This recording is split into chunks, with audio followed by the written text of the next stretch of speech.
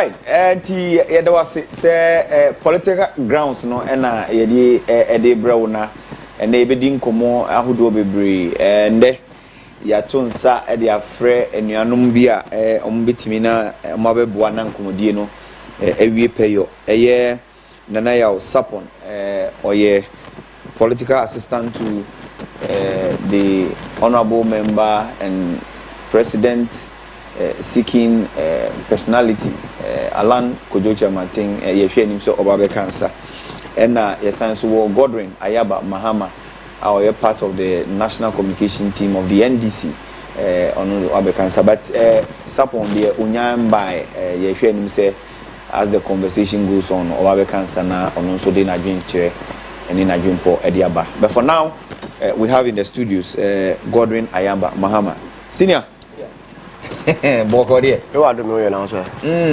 But NDC mo to say. Oh, NDC mo Boko. And I hope so you are all doing well.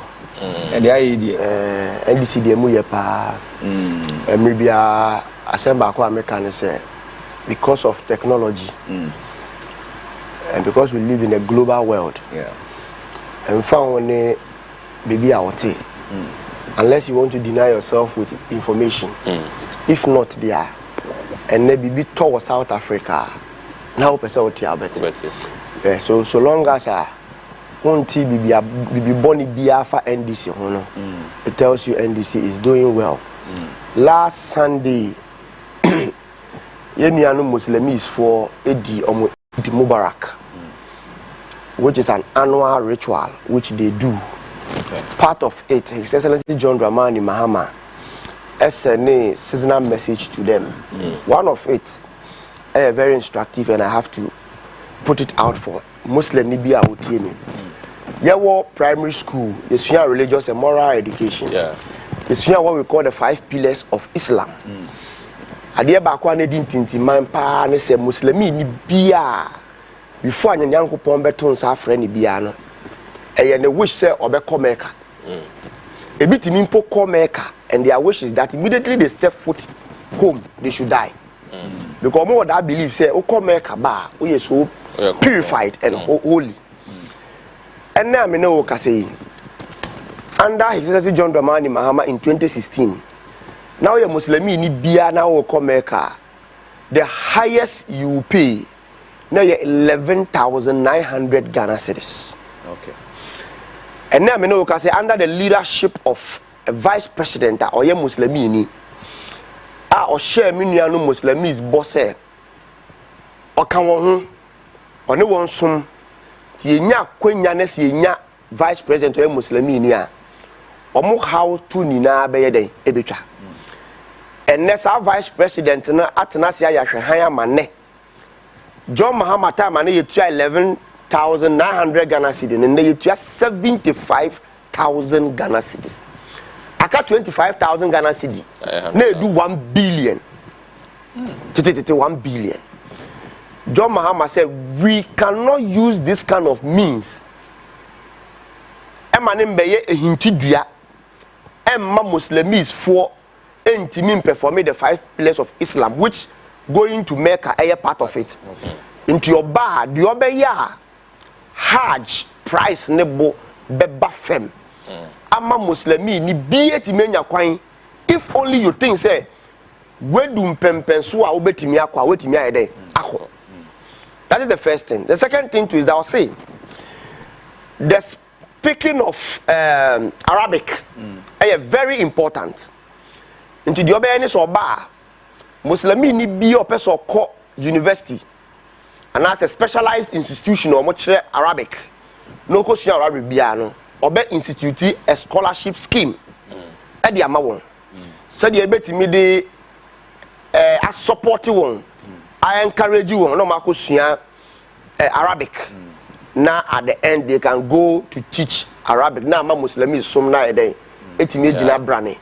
Another thing so kind say when him say Muslims for mudi 2 festivals in so I say festivals celebrations in a year. Yeah. Baako comes with fasting. Yes. And about with fasting.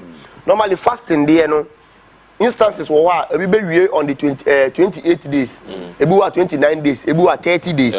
Nti sometimes say holiday na ye de be manon. Sankosi ya obon say they only have that particular day pe. Nti emwa. Nti wa hye wo mbo so oba or the extra holiday ebe kan ho ama Muslims for so that they can have that ample time. When him say me the manu no that's more when him say under the NDC and under yetimi ama Muslims for a national mosque for yenuanom Muslims for a very nice edifice. I think you can even compare with some of them in the whole of Africa. Inti unhia Muslimi ni amana be president. Unhia Muslimi ni amana be vice. And sana Muslims for how etubetwa. Likewise unhia Christo ni amana be president and as a vice. And sana the plight of Christians can be resolved. Exactly. We need somebody who has the entire nation at heart. Because Ghana we are hospitable. Nti emfa wo se we Muslimi ni Christo sumni and say ugunsa. We believe in the fact that we are one. Do you get me? Because the NDC and the NPP so far, under former President Kufuor, they had Aliyu Mahama, who was a Muslim. They have Dr. Bawumia today, who is also a Muslim. NDC, I can say we have not had a vice president who is a Muslim. But who share the record and the achievement of two parties towards Yenuanu Muslims for NDC has done extremely good. All right. More being fact these issues of religious bigotry to come and deceive you. All right. John Mahama is ready to bring all the religions together as he did when he was in government. Yeah, we'll come to the issues properly. Sure. But one of the issues me sure say about up now. I mean, you just touched on it. Say national mosque near the end. I mean, let's put on record to say a Turkish funded. No, you see, I say me know Tiana Mampeni Akachere and say he wants to build a national cathedral. Do you get me? Yeah. Can you Dika Akachere and say I no any own promise? Obey you so no any sika dey ADAC. But it has turned out say or you should state money and individual donor support. Bande ye see we are me no want me nka say ye ndia. So long as onona a better that idea. So person or this initiative now offer any means of resources to build it. You can achievement related to national cathedral. Okay. So the first thing is that NDC under Yenyen time together with Muslims and I that song who die say Emire do say such an edifice for the Muslims. Okay. So we partnered with them and bear in mind because Muslims you need to go through this Arab and related countries who also believe in the Muslims son. And they gave us the help. So I agree with you, say donor support from the Turkish government. But so long as that idea, that dream say Muslims for mosques, it is even enough to tell you say John Mahama any the NDC. We don't only think about Christians. We don't only think about Mugunsa. We don't only think about the Muslims. But so the entire nation would die. All right. And commodity the pa na pese da social media and so YouTube ni Facebook amo share no aboso no share said be ya fofo so ebenya na omahwe na omajoin conversation no any comment ni ade kakraba piaga or say unnecessary demo. Well done our security men and just one know who say yebeko God to say the dikaka yen hwa de and we trade the more than NDC no ho te say no na we be mu jasan I was a topic ya boss mama enti yen ha de ye du NDC nkomo ya ne yen hwe em say mo de list yaba of mo campaign penifo abeda campaign na no ne ade headed by the coordinator Fiavi court Equity. What's your take? There na mo hwe ni mu Maminchia with you for. I think I nearly forgot. Minchia with you for. Maminchia the people of the DWABBO constituency, Esujamai and Agaru constituency, and the entire Greater Accra region. Maminchia my boss, Honorable Fifi Fiavi Kwete, the General Secretary of the great NDC. Congratulations to him as well. And ya power as the campaign coordinator for the party, so long as the 2024 general election is concerned. I think, sir, all deserve it. Because a track record, sir, with the party positions, and later he went into the legislative arm of government, in the formulation of laws for this country. Was serving and so Abaimu as I think a deputy Greek minister and other portfolios. Aside then, was back into party Ejuma Abedi general secretary.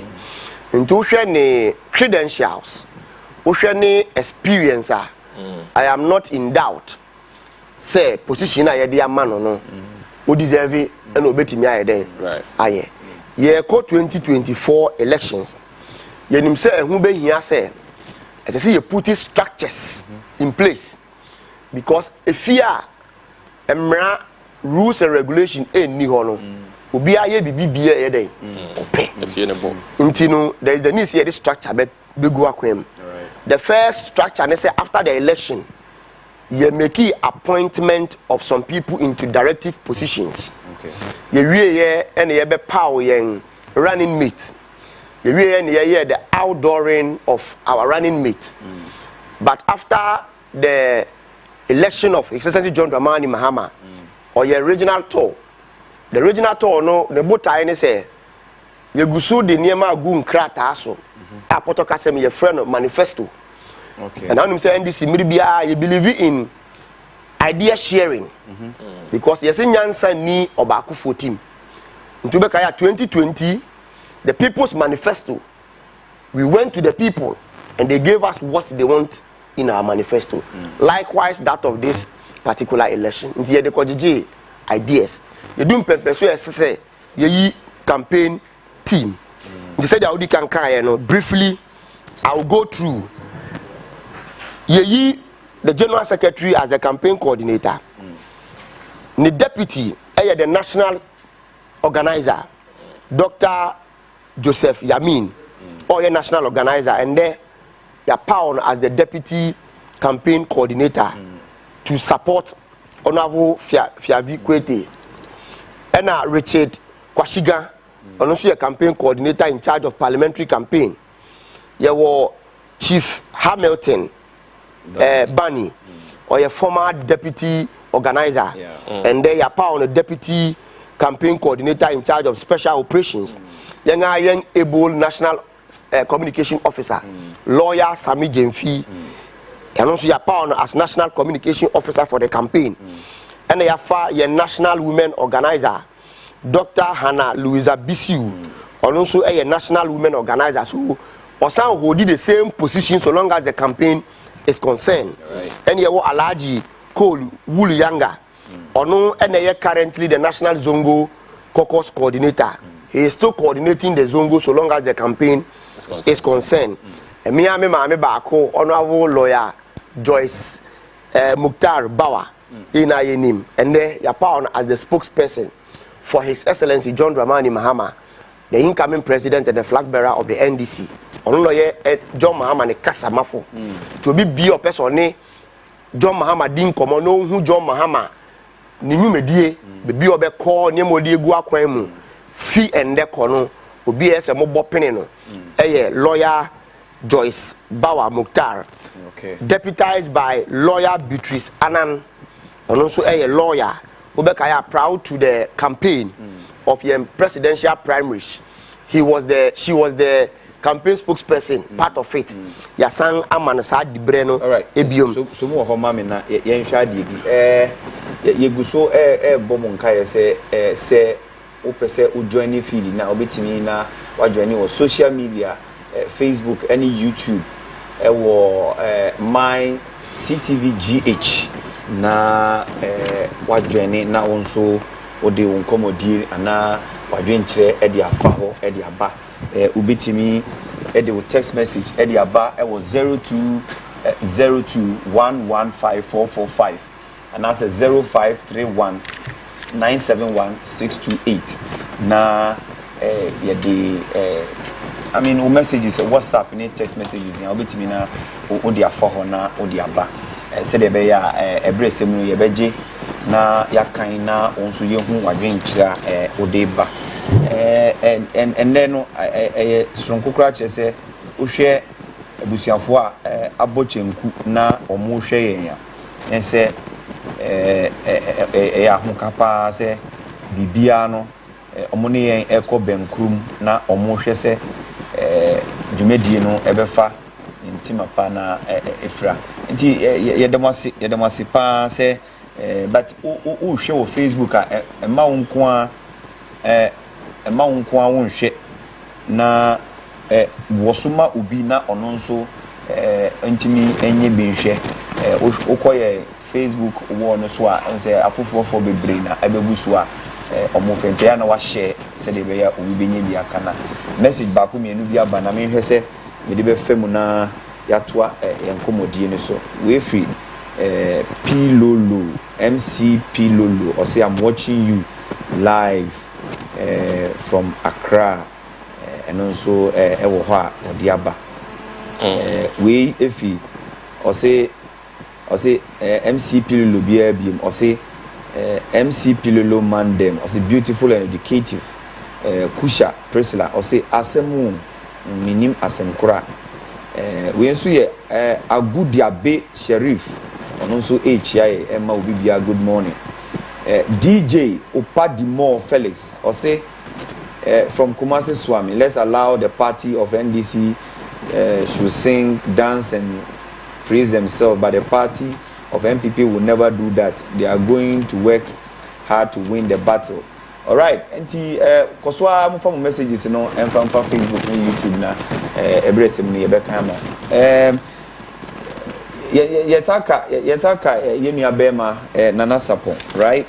Yeah, Nana Sapon or political assistant to the honorable member who seeking for presidential victory, Chief Alan John Tramatin and Chief Alan John Kujo Tramatin. John Kujo Tramatin. Right.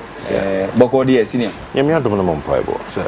Ade achibia moja da ediefu saneke tramada bodio. Na chief what to say? No ho yepa. Amode wo. Pop. Yana ntia say campaign ya sha se amwa pro. O campaign dey say sha se ache. I mean, dey kan me fa a chopper ma wahwefo na wetiefo. Let say traffic to be am could demo Bema campus. Me underestimate that shorter, you know. Na o producer so ma panacho pressure bi o dey atono so no. Enyi me nya yanka me twumuto. But campaign is o kano. Campaign dey ya shase dada. Okay. Na wahwe se ne Ghana enka ya manyo samne ya manyo yo no. Etie na nka bo hu se nka bana no nka didi bebre.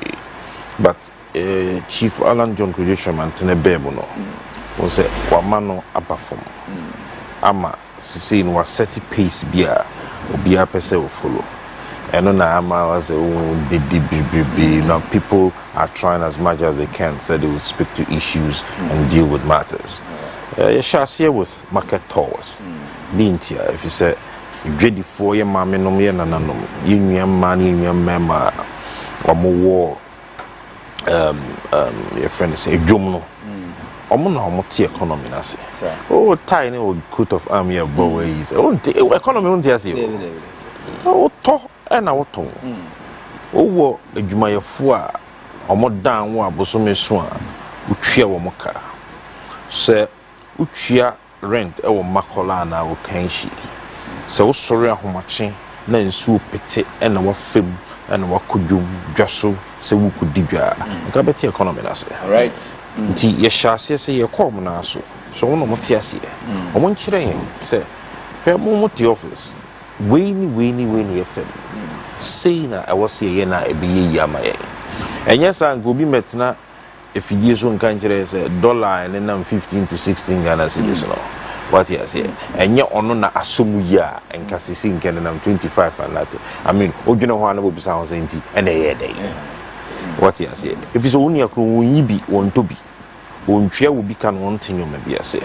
Enka wote ase anko bo hu se food inflation.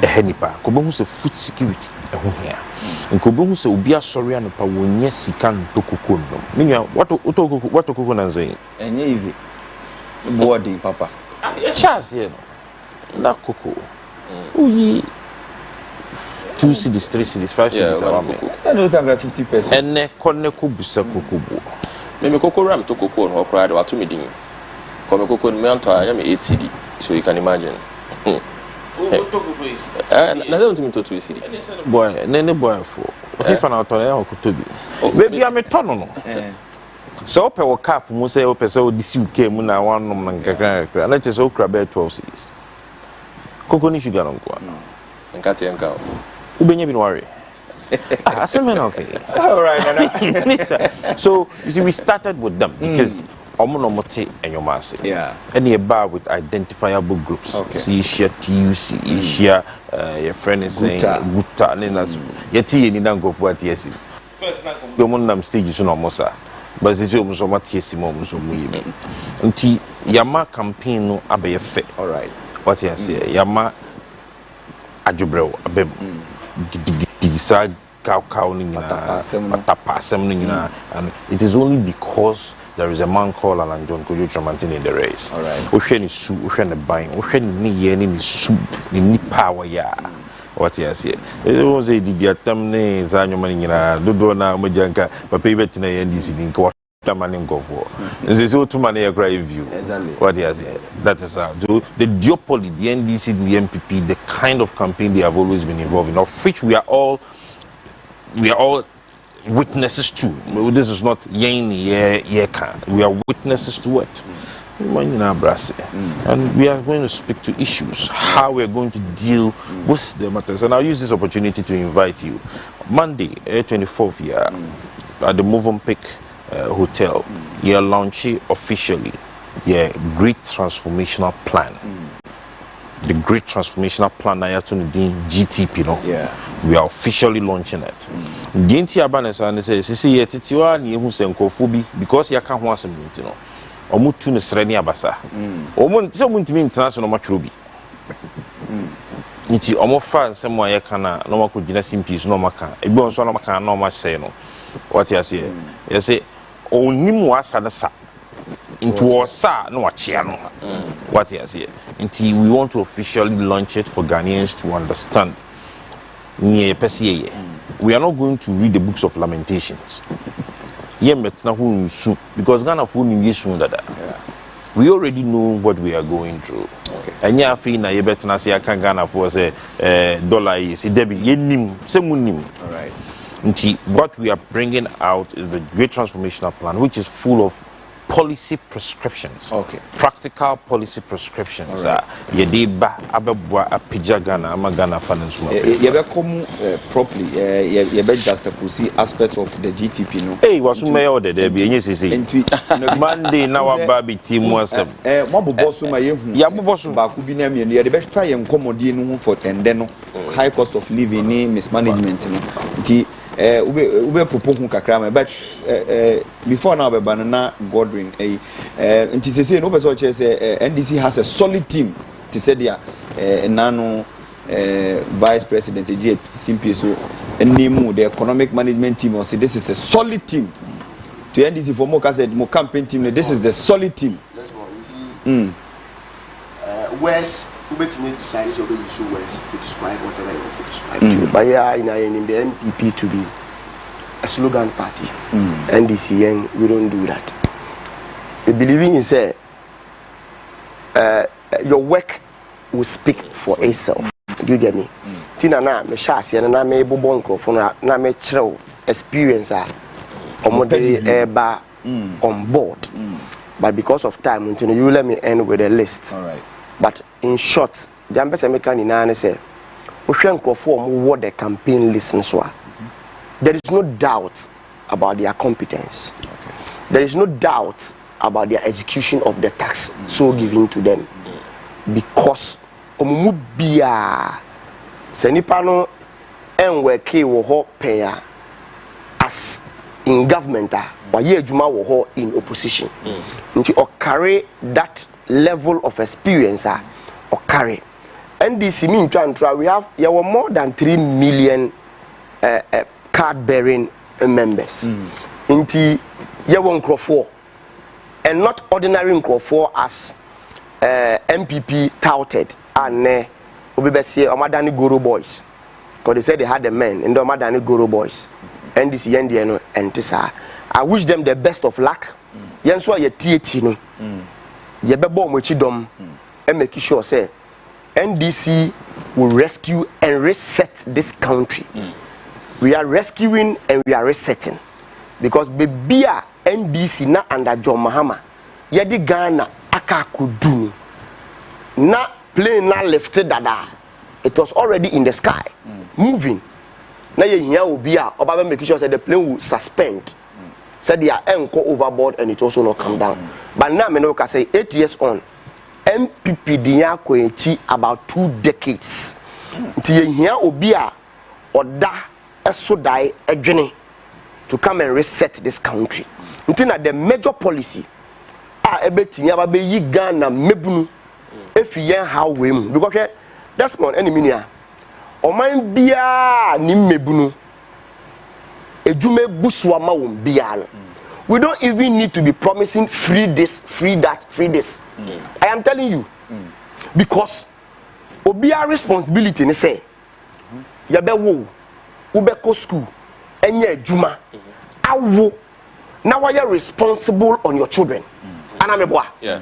So we are getting to a stage where Obia free this because Pempensua will do 30 years, 40 years. You are still not getting work to do. For you to be responsible on your children, responsible on your parents, and even responsible on your wife. Do you get me? Just say do Pempensubia, and say do ma ebusu. Na Obia timinye biye with good remunerations. Now you enjoy this free. I'm even hearing people are even proposing say, "Yeah, my free tertiary education. Yeah, my free this. For how long can we continue doing all this?" Until that John Mahama say, "Oba, or did the 24-hour economy beba? Economy a enda. Konde Ghana economy no. E wake up for 8 hours. Now that for 16 hours. Because after 8 hours, we'll be a nye jumabium. I just said the next day." But developed world, Italy, Germany, US, UK, omu running sleepless economy. And until a student to me got lectures or we are no part time. Do you get me? Yeah. That is where we must get to. And so let us not create an impression as if it is not possible. You can't go for, but you can't go for Makwabru power Ghana. In terms of political party for MPP for be I can tell you about 80% of them has experienced outside life. But because of propaganda, I propose this game changer. Baumyana and Kaka saw the 24-hour economy nearby. Ha, la.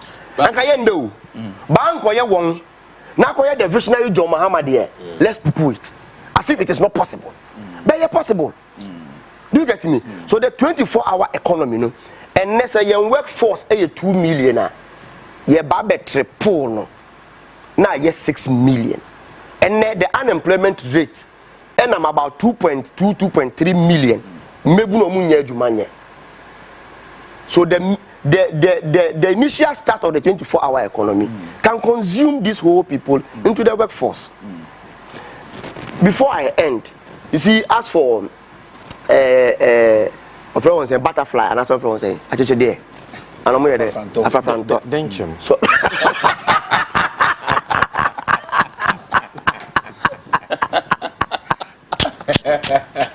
Oh, we have a fan. Oh, okay. That's a Ghana Hana only one. Just a politics, no great. Oh, Massa. Opedini, so that I don't make mistake. You see the issue of saying Allah Naba, Amayenya serene environment, people sit and talk on issues. I disagree with him. But you see, I won't go on Afafanto because both me makase we opposition party. Now support ya Bambia. I don't see you to be normal. Because Sabine Bono Homodia and they collapse your party and go and support Abino. But you don't sort to be supporting Abino. Yet alone, who go around saying to Abamau. It doesn't make common sense. Do you get what I'm saying? Into all opposition parties, we have the same objective, say Abina Bon. And I'm not here to attack you, which I will not attack you. But I believe the fact say I also agree with Abina Bon. But the SOT say no, that's for that one. So long as we are fallible, we are not saying we'll have a perfect government. Until that dynamic actually be say, Emra John Mahama Afia being one. Many people thought say Ombabio. Because we shed the kind of danger. Those time Alan mo because not come. Alan Mudi good John Mahama Mufia. As if said John Mahama was nobody. But Yanko Ponchadi. And or say John Mahama or the Quatanante. Nian Shadia, Sanko Fu and so Ewo Emaye. And they have made John Mahama a saint. Because a name of can say John Mahama yena enyeno. They have come to triple its worstness. Its worstness. I'm telling you this. And until you experienced person, community biano, you talk about more biano bar. Or say after Namaba, I question former President Kufuor, those time Alan Kahun. We knew about I didn't know na meaning for sana na abayemote. But John Mahama on the casa because he has been there before. Immediately he gets into office, he starts moving the car. You know, you experienced person. So for me, the issue say after na yeko issue-based campaign, I disagree because John Mahama ye in the way, you know. Medika Kachamo say author the whole 16 regions. NDC believe say because of Babebu or my and Crawford and the SODG manifesto. So we are only developing our People's Manifesto 2020. We are adding on because most of the Nieman is still relevant today. But new things also are there. Crop it up. Until I see a Crawford and I say, we have done that. Or can about market NDC, you meet market women and Sana Alan, AMT1. Or can unions, TUC and all those things. Or can NDC, you meet Muslims for. You meet the Christian religion. You meet TUC. You meet all the unions. So my brother, when any campaign, where you find your campaign. After I moved to Jumenim, Mumbra Nema was 1992. We brought this democracy we are all experiencing. Until the person said, "Mupe experience a Mumbra Nema because the democracy of Ghana today is the baby of the NDC." One can say, "Nipano onim wasa into osa na wachia nepa." Yenga yadi democracy ne ba you know. When you want to dance, you want to tell that you are more a dancer than yenga yadi democracy. But it's possible. It's possible. And I said that. But we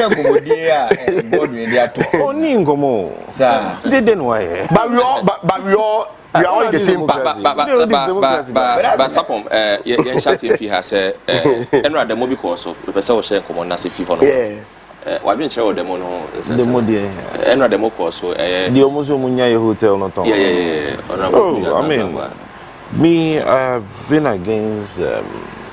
But I can't rebut. So there's no need. I've been against some of these things are about up. I was on some network stations. Me categorically state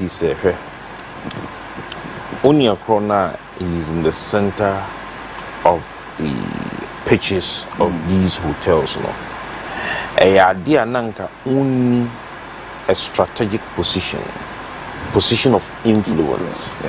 Obey me a police certain strengths and now you're ordinary citizen. Wakum yingina diana betuja ama obi ehunu se ne kwa anyhow. I am for private investments. I am for private sector support. Me dear, ma adwene mu no baby aga na edu no I was see it me building young kasa young call for across the length and breadth. Now ade be chino you beat me a kind e be a Ghana for be 200 300 400 billionaires. That is my belief. Se yeba enterprise Ghana, which is the core. I know na Alan pese oye na it me nya Ghana for businesses omugina omana so. What you say? Genuinely. But who say ekofa baby see ya. What do you chire me? Did you ever hear about these processes going on? Debbie. What you say? Kwame bench on a fast wa e buy. Na eyampa. So say anye bia no na nko mu bitimi enyi sika wo bebi e di akohyem ama edwuma no ase gina na so e na wo maanye. And I'll give you an example. To say banking sector and some year course. Uhwe sika tutu dia ye do go bank. Na uhwe sika na enka ye bitimi enya edira banks no. Na banks ne gina na so as indigenous banks 9.9 billion. The patronka enya fair. A triangle. What do you say? Bank no ejina soro. And a bank na say clients na omu loans no ntia mo pese mo bu omo no 90% or more na buying contract. And omo di sika no koye. Okay. Your cost your could dine or come say a buying tia or a buying sujina ha. A buying swaggia to say what the contract for no. And a bank see, and ye are buying Shia warm. No more make sharing. And yes, as soon as we so this kind of more family, and no music and I'm one. When your mountainous in Yanshe, and I'm physical and brain that. Nayanti a dear woman, near Canadian day. Young from my Enga as we my as if you could what I say. So personally I am for it I will say you build it up local industries. And that is the only way out to this economic mess we find ourselves in. Dollar near can was him. Yeah. And you see, may uncle Fabro Fubi Brima. Brofa ye can say dollar na nyi sika e obi sika wa mana no right and o dey ba kwan ben so ne ye be fa e bi nya sika di bi. Let us increase productivity in Ghana. Ye invest in manufacturing industry. Agric no there should be a revolutionary agricultural turnaround. They increase your raw materials. And so they be add value. At least 60 to 70% value. Yen koni yen koton. Ye kwa koton no. Yen sensitize yen ko for no na nka washe suit, you she suit bi. Na nka washe me African print here me she bi Ghana ni tailor ni ne pame. Wo de ye nye take na Italy. Na wa shada say oh Debbie open as a wakenti o he the tie here bonia gold tie enye Ghana na ye no we o be German. But honestly, what are you know jina etia pop so me deal na ye na ye buy Africa we say ntina nkofu bi ntimi hye bia no me yaro makọ hye political system oh that minkas not a babo that's a good thing you ready so all born wa board there mini na ye hye local na no born nko ane dia boom say ye ma ye nkofo tiase say ye mo eduane a wo mai ye die be ye ya ye di dia ka no ye de ko ni ye nya sika ni bi dia ba what you say na eno abeboa e demand and supply nsensem na di we nyina e ba o e demand and supply na this nsensem we nyina ba are there practical ways to indeed solve this problem? Yes, there is. Because IMF no Who no oye business o. One meboa ma wo economy nim be stabilize na one man ngen so obeje business bi. Ba sapon san komo ya yedi. San komo we nyen komo ya fufuro. San komo ya yedi. Enye fufuro. Komo ya ba ma san na chief da so kan NPP. Na komo ya ba ma NDC abelu Ghana. Why you man check? In cancer intro. Yemfa chief as a person. Niemfa ne juma woye as a minister.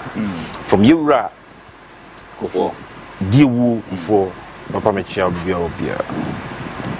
Yemfa Emrana oye trade and industry minister. And also in charge of presidential special initiative. Yemfa ne juma di in the policies I would buy. Would you remember me? One African print here, right? And some represent before the Baba, Belgium. Now, textile industry, government, yeah, that's true. You run and buy, and see you made give you on more. You beat me, I am a Numa bomb mining, I'm a Sikabo mining. Back on your government, textiles and garment. Or pajam, one pajam. I do baby na Ubia Africa, near Friday wear. Friday wear. And Ubia be G2 nebe Africa wear, meboa. Akusumo textiles, Wanya textiles, print text, or mum pijai. Now, cosping text or crana a group is your muffin my form yedwa. And to me, ye be Ghana first nanke a more friend is saying, Hollandese and one on the basis here, maybe what you say. Tailor for a year Juma ye. And my tailor for be graduate be fashion designers. Oh, dear, oil palm. Na ye crown and a bakuma. Say ye didn't a quabuchiro. You were Alan John Kujuchamantia. And the ma oil palm. Ye de count cuckoo. Before out there catch job. Yen can see ye say me, ye dear say, me shot. 4 times the young huna, yen can see you are another done quite for the you were Alan. Or true policy. I a friend of the automobile development policy. Emma attracted 5 huge world giant automobile companies. Volkswagen, Nissan, Toyota, Peugeot, Omomo ye Kia. Inti brand you one who say you're made in Ghana, cars assembled in Ghana. I didn't nearby, sir. Or say, ho and a sikawo. Uko Ministry of Education, Uko Ministry of Health. Casa or mokra about my imo. And your casket wa. Inti, you roll an abuamasa companies, your Masambu Casa, Baya, Satia Sambu Cas, or Ghana, Haya, Kantanka, Suya, Pijabi. And now, Opaja Kantanka. Oh, Papa. Since no the age, man. I so sing, you know, I'm on my oh, yeah, what do you call Nicobus out there? The way if you use my can or the crowd will be somewhere. What you say? I'm asking because Kantanka who the rules we are boy say a buying so and then I make him be and Nanka a buying a support hero Alan. Say you man out there, but I come I jet with you because they work with numbers. Right. Inti say Ministry of Education and Health or more than 200 or more imported 50, 100, 200 cars na about my imo. And almost fast 5-6 companies, you know, chema or more. Six can come to the oh my in Tinka or more workforce no, it won't be there. Yeah, what you say? African continental free trade. You're Alan, a war. Time you are call Ethiopia or called drafting a year when you mean we are obeying Minister for Trade. But by no such guy. So at the end of the bow, my National Secretariat and bow my and everyone I feel. And never made you maba, and never must say, Ubi could dig our Africa, Menina. This what we for Ghana. You're Alan or the Osio.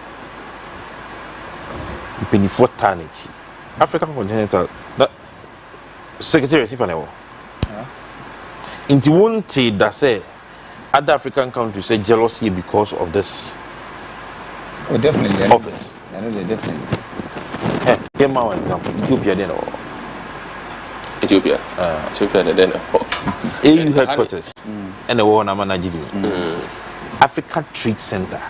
Oh wow. Ewahano. I didn't need anything. But also, one district, one factory. Everything Alan has done has brought about the upliftment of the image of Ghana on the global map, created jobs, brought in money to be able to stabilize our currency. Ghana export trade promotion. Trade export. I can see implement here and easy. Free raketi hamon nebusano. Ye be free abem. Ye be free. Ye ja import substitution policy. A whole plan plus its implementation strategy. Say ye be fa kwan bi so anyoma ye di free amanone eba o man nim no.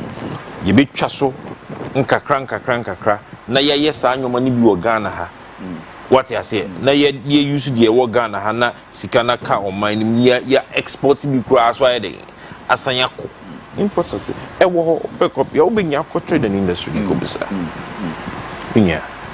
Ye se kwacho op e ma won to ma efra. Na what the Ghana for to do ehwe. Any say ejuma any sika beba. Yewra Alan John Kojuchi mantin ni nyuma di bia wodi. Na namon tu bia wotu. Odi ejuma any sika na ba o man dem. Obi mbeka ne die. Obi emra mechanic. Now me kan wo fidie bi so say yes sure ni de na digitalization ni de. Yewra Alan our trade and industry minister or the near friend of business regulatory reforms it puts you all the easy business what else it puts you all those business enterprises near there on one platform.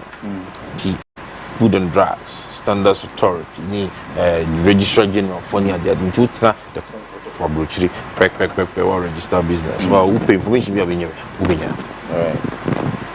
And no digitalization being FS inside the all right. Oh, be sorry. No, see, this is not propaganda. When you're propaganda, these are things you can relate to. No, if you can't relate to it, just tell me. No, and I'll pinpoint it to you. But there are issues that. Yeah, Eba as minister. Oh, see, and you're buying sika. Oh, work or pay sika ba o money. MIADC 67 business resource centers, BRCs. This has been all free. Me wo Gasout busomo. Chira me. No de busana me be ka tell you. What has to see here? Me say me ka say oh we jahaya ni ade the bebre wo ho I'll send you the list. Okay. Oja I want am tell you. Business resource center. Business resource center. Not as I know.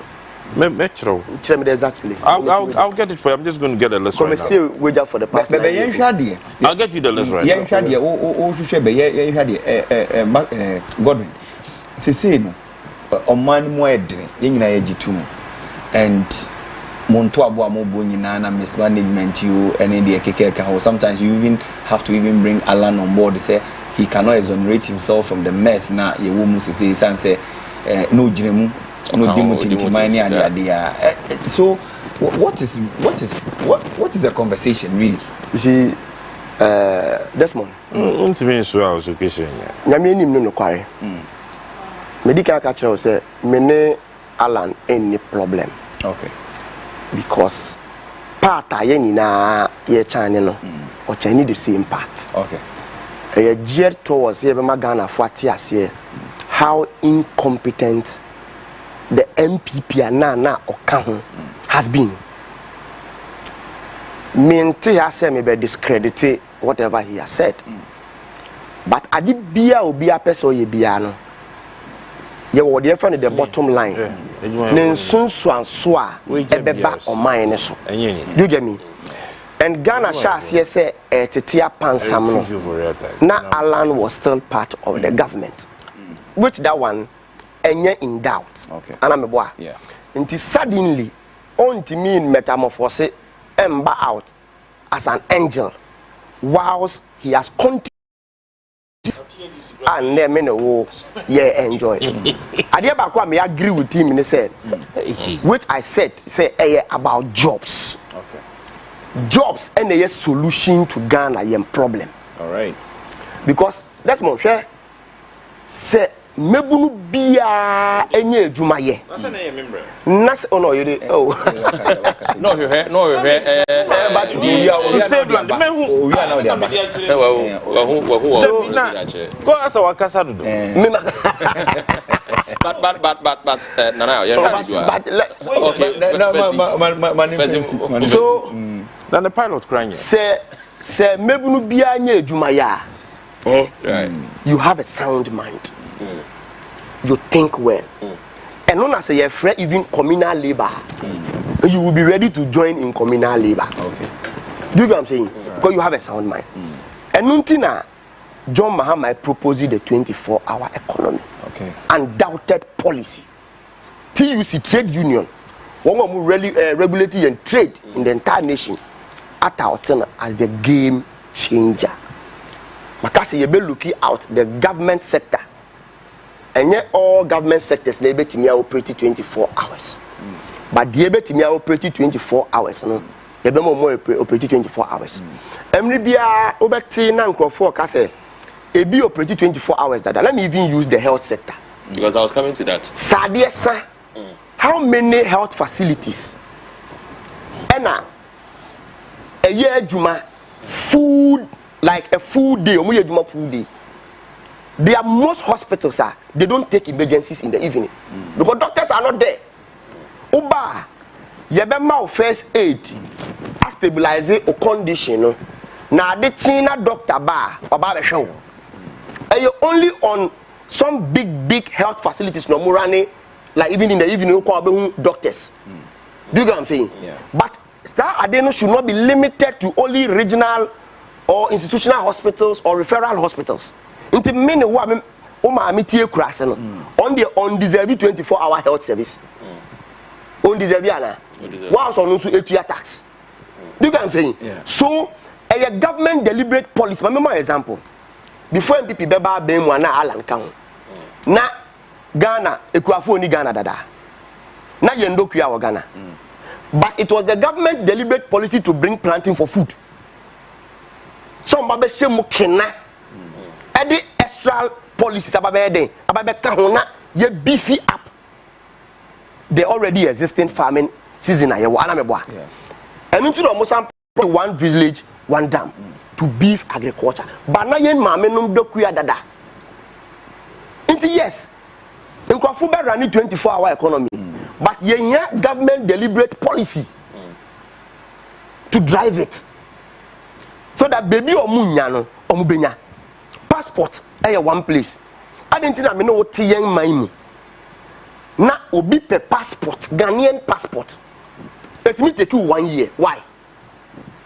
Aden, in so call online ko apply. You better catch say 1 month, 2 weeks. But you end up going more than 6 months. Yeah. Aden, because traffic is choky wo. Because in Kofu ye juma 8 hours spend on map. But how traffic is choky wo. As you go boys now only office for inside on. Obenyama within few. That one so policy proposal no eba it will take into consideration all these things. Do you get what I'm saying? I better take into consideration all those things. And we are back. DVLA. So o driver's license e wunde. One here it will take you days. Everybody make us say Argentina who road well the ewu. Now you find say you don't know. I escape you. Now we drive it. Now police in the chill. You find say in the evening. As I said, within that time, Utiminya nearby DVLA office enter. Now we renewal instantly. But we have a situation where police say what? Oduba koto cells. Now they check wakato sa because officers are upon. So DVLA bet me around 24-hour economy. Likewise, yen SEPs, yen custom, yen security services. Obiaka said police for your 24-hour economy dada. Medical catcher said it is true, but the fact is that police are deployed during the day about 3-4 times more than they deploy in the evening. Because any deliberate policy. But the deliberate policy in the bar, when you deploy 1,000 in a day, you deploy 1,000 in the evening and deploy 1,000 in the evening. Because Nkrophobia Juma 24 hours. So we must beef up security so that they will not be scared after that evening. Also our Juma upon you won't be scared sir because they beef the security. In Tebema employment into the security services and so triple police, custom, soldier, fire service and all those things. It will triple. Do you get what I'm saying? Agro business, pharmaceutical services, factories, industries. Because I am private led, private. You may put up the proposal. If you buy into the proposal, now about the sign onto the policy because about with some incentives. And businessman be abisano. Adibakwe dio munya pa. Ayo water and electricity bill. Very expensive. Ntimiri biano omuntimi running the entire production season. To be so echo off because I'm running entirely. Cost of utilities better at the cost. The John Mahama said, "Uber into the policy. Obama the different time of use start tariff meter. Meter ni be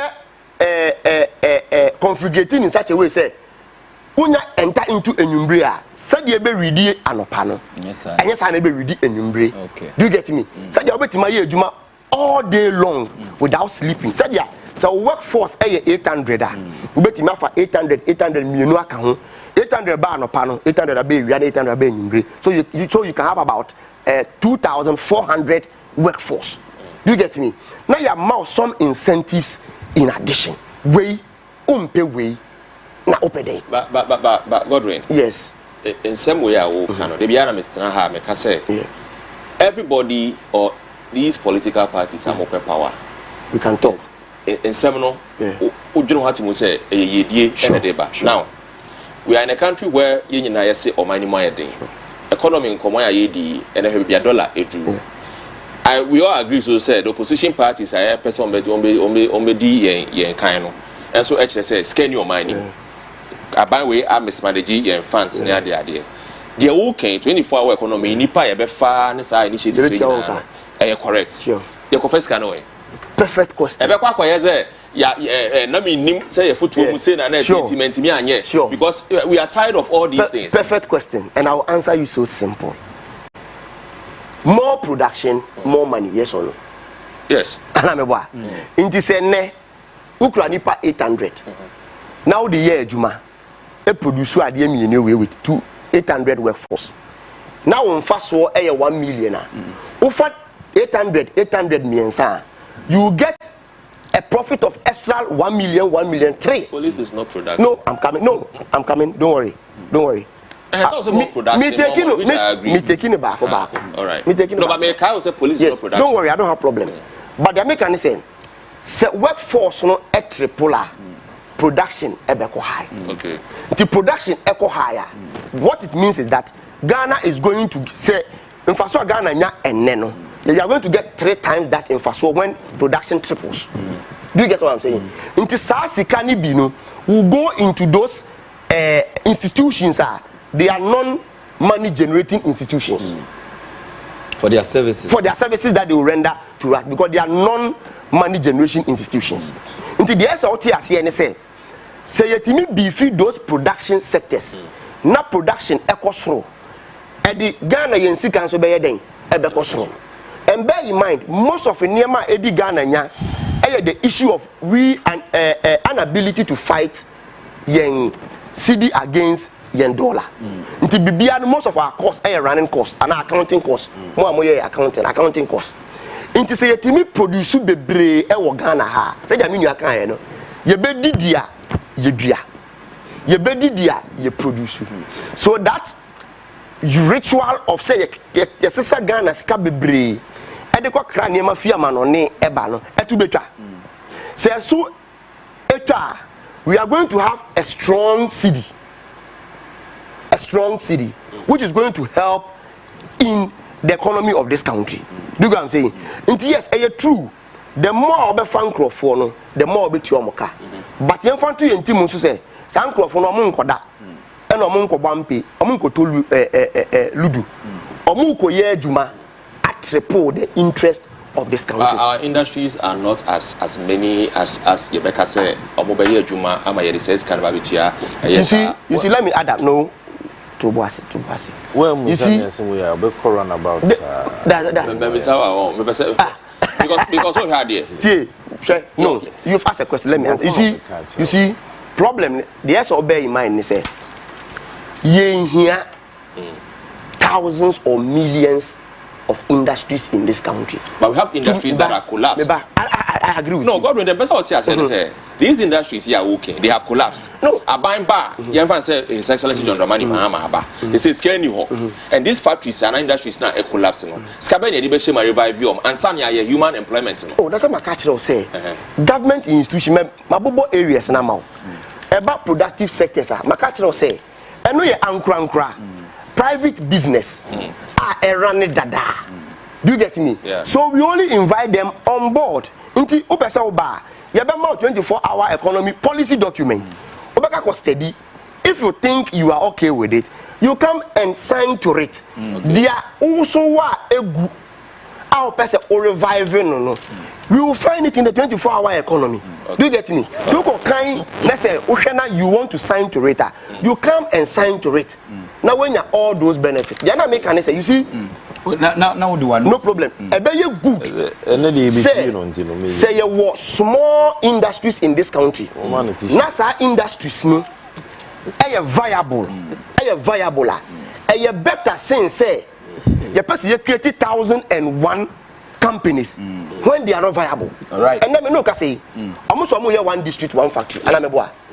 John Mahama investment in Ghana gas alone. I have more than all they are supposed one district, one factory.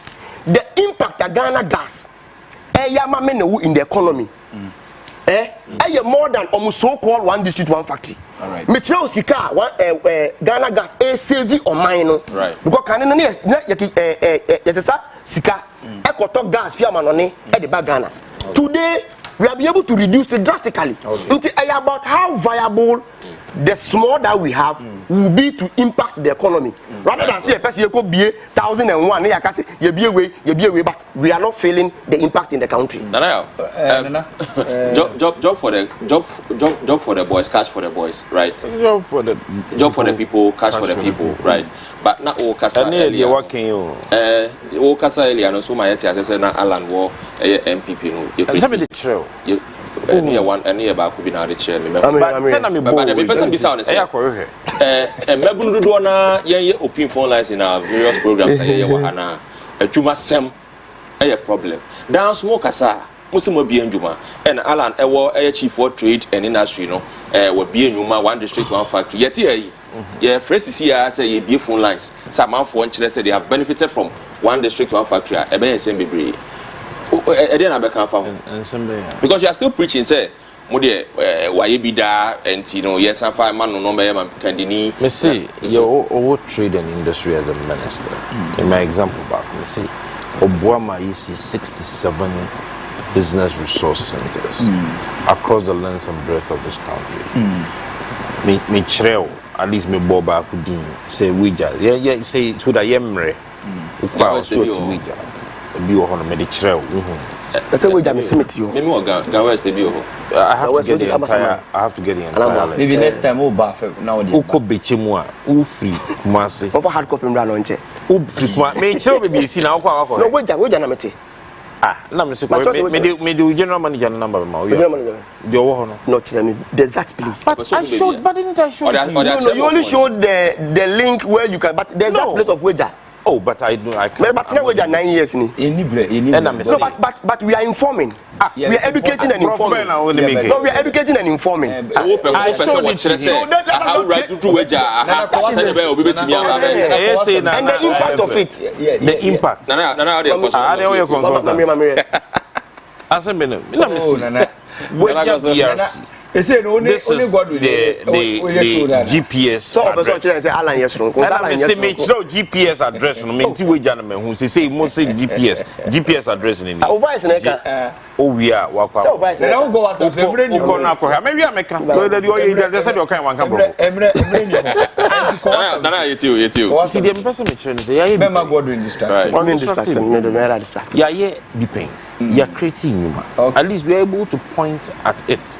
So be unam a after National Theatre. Would the unhu could the pijati said the old might nyame action. If you actual African trade. And also who and just a problem. And I'm using the Ghana for them Gaza. Or I'm in the Gaza with the Ghana.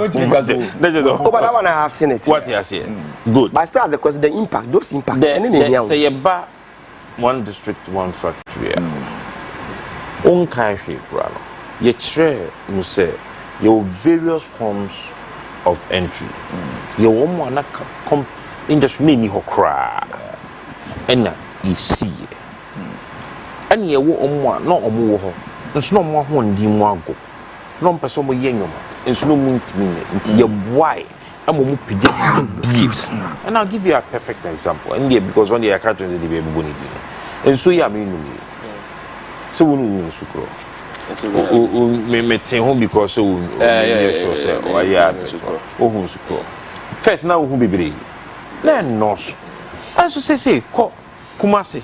Ne bank na have factory na o ne ko ne kohwe se di city wo biem ama sisi uko be bia uhu se wa feduma ye fu bebre. That is what we are talking about. B5 plus nebo what you say ko ne kohwe edwumedia ye de buy. In fact another one cry de buy the industrial parks yes from side hole maybe omwe. Who's a industrial park? Right. Oh, mom, go ahead. And son, a year and John could you Tremantin ever resign? World Bank for the show Jumedina, a friend of Greater Kumasino. A industrial park, kakraka. What you say? Yes, here companies, ni industries, Bekohonum, Aquaco Pinup, not Tesabeka Kraka, to say a war. Temaha industries, because you need to be able to put these industries at a location bia ombetimi aboabo awomo na emma omajuma ye no ayeden ay easy ama womo, so you're even able to supply them power separately with me so separate because they need a lot of these things to be able to survive. That is what we are talking about. That is what we mean by wayebi paying. All of these things we are doing and our policies are here. It is what a movement here. Slogans no MY. Meaning, ubusa question be 24-hour economy. What do you patrol the phone Google? The definition of a 24-hour economy. A end product. You can say 24-hour economy. A end product. Okay. Why you won't she ye? What did you mean to na kwem? Na economy ni jina na so. Na chare no hono. And then India your friend 24-hour economy ba. There in a bit mid 24-hour economy ba. When you have regulations and policies that support flexible labor law force. When you have been able to put in place solid and adequate infrastructure. Let me okay. What you say? Oh, well, I don't want to teach me, and I'm proper, adequate infrastructure. Yet, 2 minutes a producer, I said, I never Ibrahim brands and do it. Yakasa, you too. Offer Yakwan Yisua. Who shall it mean your 24-hour economy? Street lights, grainism. It is a old mammy. A year, you was a Biana. Obe penise won go adwuma anajo. Look at your police force. Almost strength ASA. Omakade na omudi ye adwuma no. ASA. Ye call elections kura na omuntimi support. Ya just go free asoja for immigration for any weather for omeka ho. Ye private security sector no. deɛ ni aye ɛde aso masene what you say normal provide security na ye here to support people going to work minya let me give you an example onim bi enti ade bia fa Oxford Street e wo su a de bia no ho et say de no who say lie say wo ho ye adwuma what you say yeah de bia police for edenamo enyuma ko na wo ho ni nyina employ private security people a omo ye den omo tete omo ho an until people feel safe yeah maybe mra wo mfichire here na hwese unhu say enkofo asate so mo adwuma wo hono mo when you have been able to put in a proper transport system minim say me pie free me fie me gina kwan na no menya car ekokrum inti se me wo night shifter na se me company kura ni car menya car kwa it is going to so when you have been able to put all of these things in place automatically it's going to trigger higher production. Once it triggers higher production and the money begins to 24-hour economy sets in. Now be more digitization. 2 minutes. A part of infrastructure in here. And look cannot what is the policy framework for that? On into Ireland any Afafran. Now the one who's any alliance for a revolutionary change. See, we are bringing about practical policy recommendations on what we have termed the Great Transformational Plan. all right. Now, the Great Transformational Plan stipulates. Okay, now there now it stipulates one by one. What you say? One by one. There were 6 clusters. All right. The first cluster is going to deal with. So,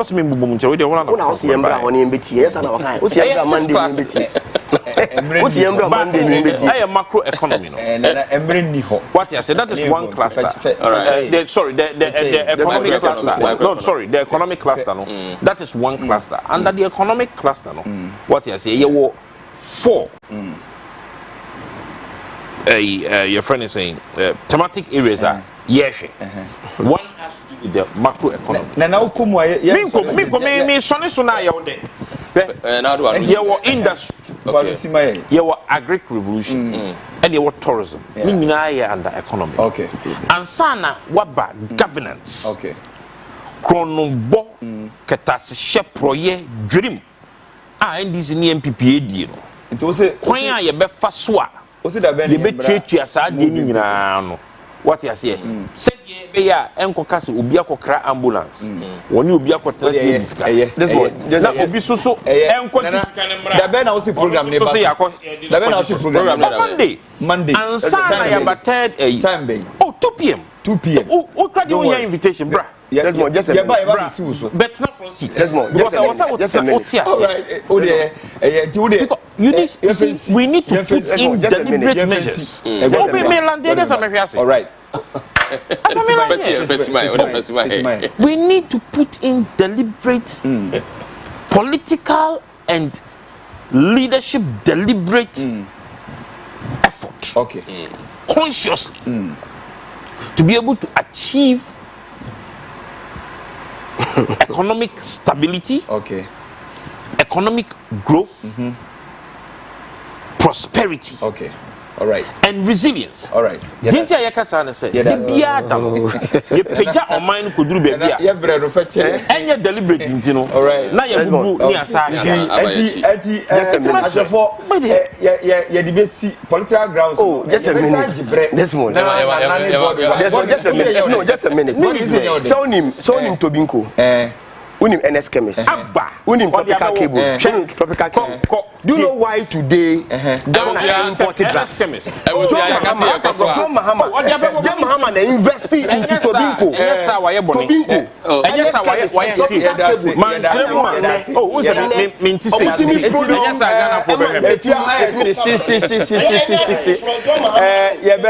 Ebunyina say, Moshe, and political grounds, do me, ede ba ye besre na yada nana ya opon nana ya sapon ase oye political assistant of Alan Kojo Trematin ena comrade Godwin Ayaba Mahama and so part of the national communication team of the opposition NDC ti ebeda penifoya se omoje brena omode omonim de edebe kan dwumedie no se de dwumedie no be fa ne tima prefia fa yedu su ye challenge of the day abejafo ene ahwefo challenge of the day na yede ba no na ya sorry dwumedie ne so na enne de afia ha no se de esi fa ye hye no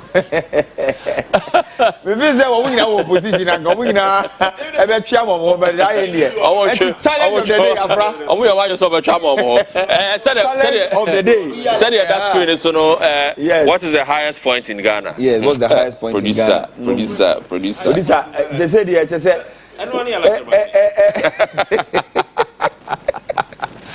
director, I bear muting and I am Mike Mami. Alan, and so, challenge of the day, the Yebusan said, what is the highest point in Ghana? And to the far 1 February. Na Chatma, this week, Omo Dinku Niming na last week, Ebe Kamu nyina album, na mako Chatma, na mako J pampering,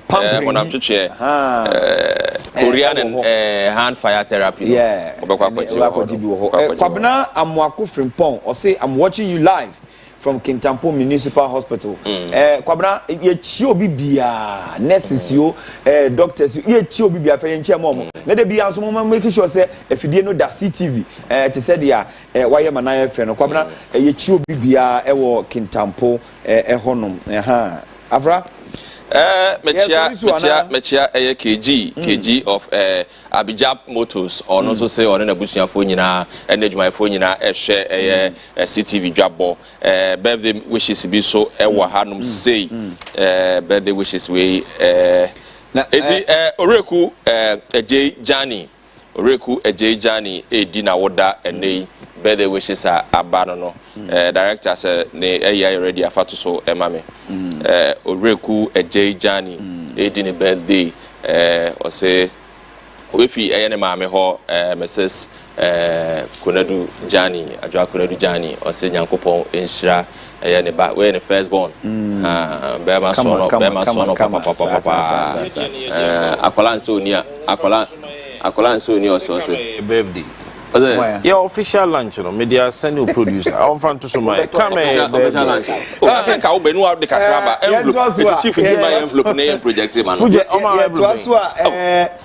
Caroline. We are young person. You new member of mine. Caroline. Kali Adote. Ononso Dina Woda. Caroline. Na Kali Adote. Se Ononso Nifoni Woha producer the beto so my na Kali na wajija demu no no so happy birthday from abusiafo ne wadofo nyina se ende no yankopon ede emfe baako aka ho fie ho yankopon hyiraw na ontre wo hie mu se dia daadaa ye ka no we so Albert J onso di na woda enne Albert J di na woda ende ono wo AG Attorney General Department hona Udinin Kwewo Albert J happy birthday from myself and team ana mate for your King's University College na you co school nti Albert nyankopon hira opa na onkoso entre wuhiem de di to me wa ha ne Maxwell Akpabli Maxwell Akpabli say also who do birthday and there Maxwell nyankopon hira opa so otiminka this is a happy birthday from my good self na medema wo okay Obao Philip Thompson or I say na hotel edin di Obao enso hwe ewo Germany I say wajibre ehwe Philip Thompson o no say friend Obao I say hwe Germany and I feel full chicken so na hotel di ni di ankasa de Sylvester ono so say ohwe e Finland. All right. Ernest Oponso so ohwe from Ashalaja. Ernest there was a pass Ojibre. Lawrence Batty so or say God bless you guys for great job. Lawrence, yeah, that's it. Dove Maxwell or say I think you need to look at this very carefully. It is not about Brian, it is about the precedents being set. What happens if a top appointee decides to use their leverage to purchase state assets? Look at the broader context and implications. And Dove Maxwell also na odi na no di sem de buy no. Junior from Kota also the aba onu dey say yan wish ni papa happy Father's Day Emmanuel ni papa Openi Emmanuel Ochri Oba Junior from Kota or say yan wish you happy belated Father's Day. Avra Baba kupon be ya no wayi. Yenda nana ya wopon ni sapon right. Nana ya sapon yenda wasepa say odi unim die better adwumedi ni ye munhwe ni Monday ye ba. Flyer na Sunday. Okay. All right. Monday aba wo moving pick. E no moving pick. Nti mo ma mi hu say wo beba. Oh ya beba. Ya perform line no wa bet na. Na weti na Uba one kasa watch the near a bay fenny say wakwa sorry them. You would tea yamiasam, with me a beefy, with me a big stitch to some coin or so. And no one can say no casa. Is it not the same thing that Wabon said? Yeah. You know, GTP. Oh, they said they but to Mamu. OJ, Dina Cambo, I was CTV DWABBO Jumedi, so Yankopon Shiramuna, Yankopon Bois, China. Or the young Quachenia, a besan about the Pimu Nayadi, Comodi for the Munham, the Tiapo, Eddie Abram, Edica Casa Handy, Casafini, the Kika, had the Winya Bintidano, Coswani and Tinawaha, Nantias, I want some more. As a Quadampire Bonnie, because watch a group chair. Alhaji Seidu Agogo, Yabachia, and a Bibia will be a Nachia executive producer, Yamama Cope, Abna Yadom, Musana Pewajibra also, or share a double. Yabachia producer. Producer until I was here perfect stage MC baby man. I was here perfect stage this my producer. FCR for you now director Michael understanding. And then Niaba. That's it. And also Mr. Daniel. Yeah. Ebeka and sa Mr. Daniel Beka and sa him said they said that one day Mr. Daniel baby will be a chiao after CTV and CMJ media in a chiao bibia a chiao bibia na pay. That's it. Yami ad much na the best say Medina Afra the voice. Yeah, crap.